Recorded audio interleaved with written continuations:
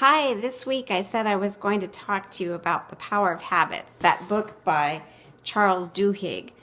I'm still not through with it, but I'm really enjoying it. And he's talking about how we can change habits, or how do habits form in the first place. He said that a habit starts because you have a cue, then you do an action, and then you get a reward. So the questions are, what are the cues? And what are the rewards, so that we can keep those the same and just change the action.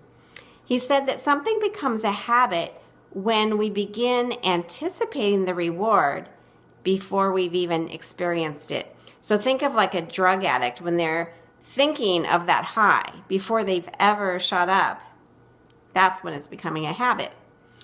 So what we have to do is explore what is our cue? What's our trigger?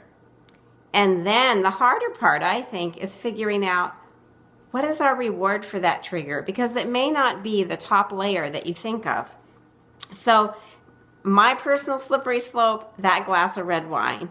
You know, evening comes, I want a glass of wine, I sit down, I relax, I have the wine, and the wine is my gateway to chocolate and more chocolate.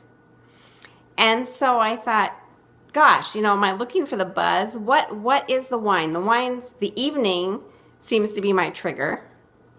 And what am I looking for?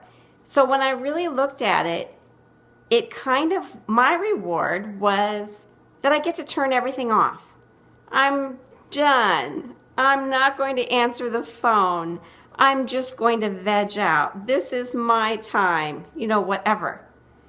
And so what I had to do was say, well, gosh, that's pretty simple. I can make anything my time, and I'm not going to answer the phone anymore, and I'm done.